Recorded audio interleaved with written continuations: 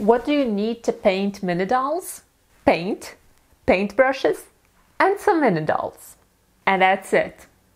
BrickoMotion. Hello, Claire here. What kinds of brushes? What paint brand? Where can you get cheap Minidoll parts? I understand. It's overwhelming at the beginning, and I'm here to help. The first thing I would like to do is set your expectations right. If you do not have prior experience to painting anything, when you take up your brushes for the first time and create your first Minidoll custom, it will not look like some of the Minidolls I'm showing on this channel. It will take time to get there. For these more complicated Minidolls, it takes me around 15 hours to paint each one. 15 hours. And that's only if I do them in parallel to some others, so that while the paint on one dries, I can paint the other one and so on. It is a slow process. What you also need to know is that the painted Minidolls are not well suited for playing.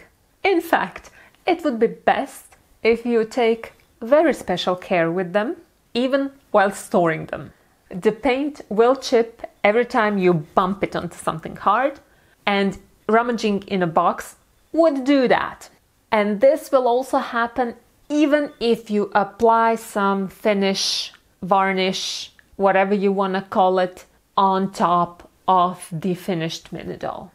Unfortunately, this is just a fact of how paints are applied, and there is not much you can do about it if you're using the paints that I'm using. If you're willing to dive into something more professional and expensive, by all means, you do you. I'm focusing here on the stuff that I personally use and therefore feel confident talking about. I have started painting miniatures around 15 years ago. When I say miniatures, I'm thinking about the small plastic miniatures often found in board games. I had convinced a very talented friend of mine to show me the basic techniques, and from then on it was practice, practice, practice.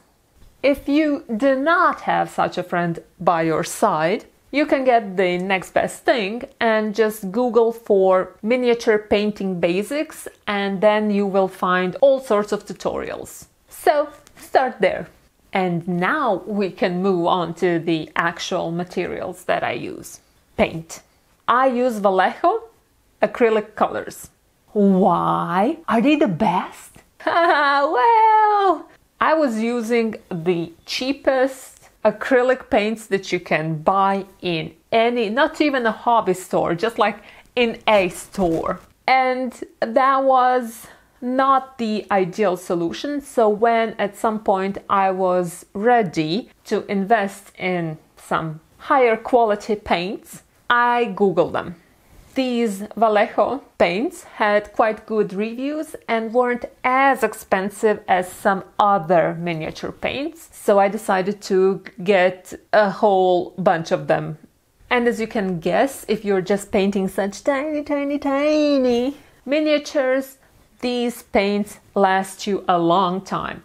So to this date, I have not had the need to shop around for other paints.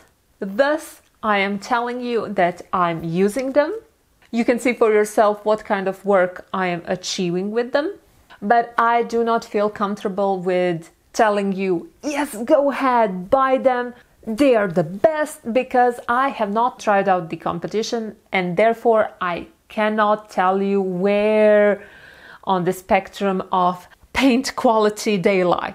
They are definitely better than the extremely cheap paints that I was using before. In general, from what I can tell, the difference between expensive and cheap paints will be in the pigment. Translated into Minidoll painting, that means that the cheaper paints require more layers, which take more time and make the doll slightly wider. But there is a positive side to working with the cheap paints, apart from them being very cheap, and that is that you are going to learn patience, because those paints will test you. And that is why I would actually recommend you start with the paints that you have on hand and then move on from there. Or if you're loaded, go ahead and buy the best ones right from the gate. Why I like to say this is because painting this right does require an awful lot of patience, and many people who start doing it discover that they just don't enjoy the process, but only having the finished painted thing. There's nothing wrong with being that kind of a person, but then it's maybe better for you to find somebody to paint the Minidoll for you, if it's that important to you to have a custom one.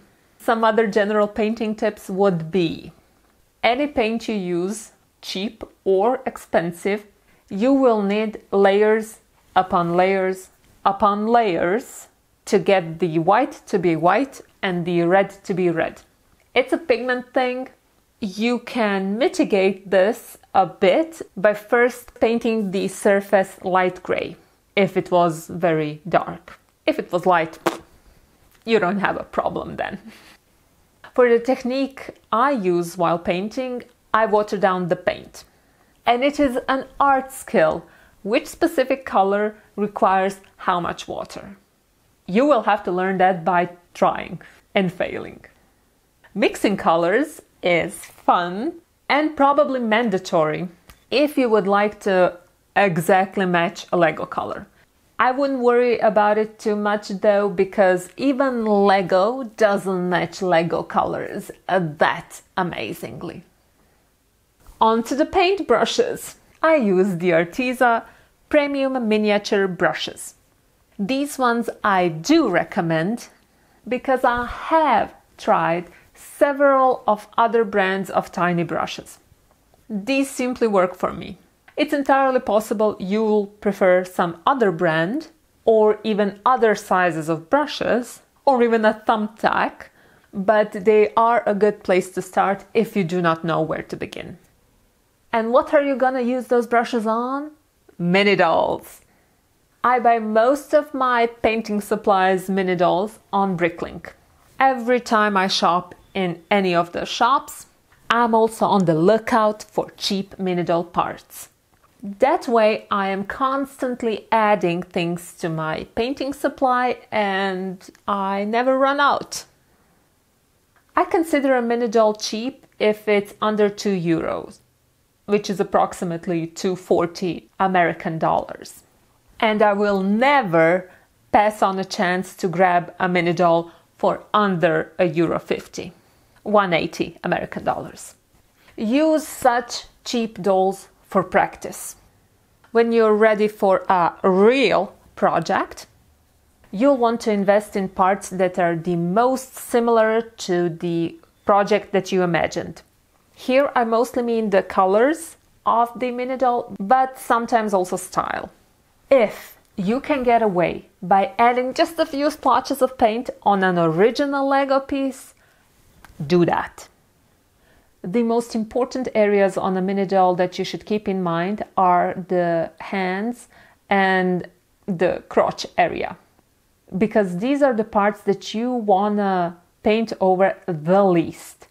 If you paint on the hands, the Minidoll is not gonna be able to hold on to anything without damaging the paint. And if you paint this part, then the Minidoll will not be able to sit down again without damaging the paint. And you work so hard for that. Don't damage it. Minidoll painting and any other Lego painting isn't a cheap, easy, or quick hobby. But it's a very fulfilling and relaxing one if you enjoy those types of activities. I like creating new outfits for my Minidolls, and I even enjoy the painting process. It's a great time to catch up on podcasts or listen to an audiobook. Yes, you can easily get through that epic fantasy your friend recommended while creating an artistic masterpiece. Until the next time you click on One Palm videos, bye bye!